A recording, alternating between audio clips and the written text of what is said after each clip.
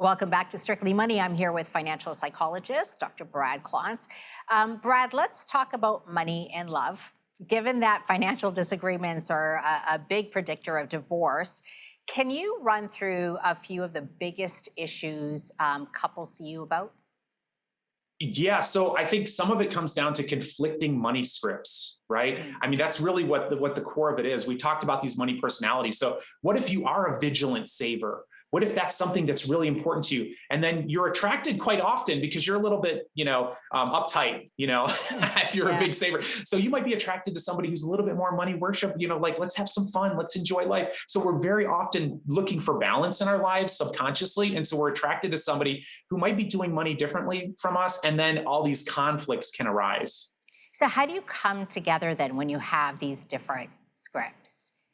I think a big part of it is understanding your own psychology around money. Super important, because if you don't understand your own, how can you possibly understand your partner's? And so I encourage people to actually have some conversations early on around money so that we can really get to understand each other and understand what's important. And if I know what, for example, socioeconomic background you're from, but how you felt about it, Yeah. like how did you feel about that? It can really help me make sense of your financial behaviors. Okay, so let's run through a scenario. What if one person is a spender and the other person is a saver? I see this a lot. How do you talk through this? How do you get on the same page?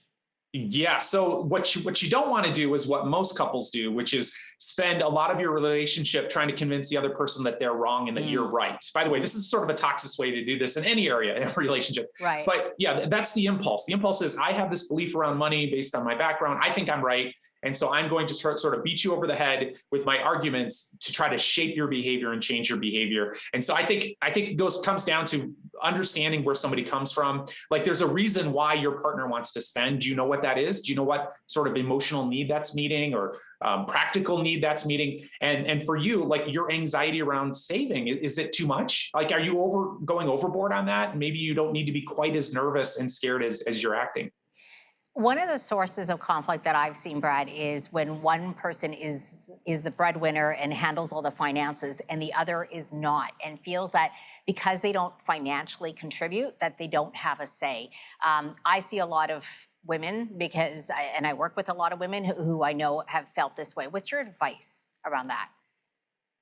So my advice is to look at money in your household the same way the government does. So Oh. if you were to break up, the government would say, well, half the money that's come into your household while you're together is yours and half is yours. I mean, that's sort of how most of divorces go, to look at it. So that's the way the government's looking at it. And I think it helps to look at that like that as a household. So maybe you're dividing responsibilities. Maybe one person's doing more child stuff versus the other person doing more work outside of the home or income. And it doesn't really matter who's doing more. This is a unit that's going through life. Money's coming in, money's going out. And to look at a shared ownership of that, I think is really important. I was surprised. I recently read a stat in the US that said that something like 40% of couples don't even know what their other partner makes, which is really interesting. Wow. Yeah. Let's switch gears.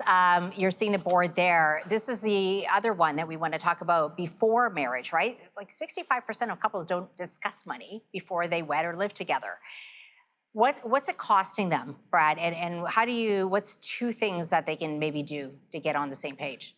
Yeah, so this is what it's costing them. Money fights the number one reason for divorce, especially in the first 3 years of marriage, because in those first 3 years, that's when you're starting to have those conversations. And so if we could just avoid that, it would be fabulous. And what I think people need to do, and Sejal, we should have a debate around this, but I think around the third date, maybe the sixth date, you should be talking about money. Yeah. I mean, yeah. around the date where you're saying, hey, do you want to have kids? What sort of life do you want to live?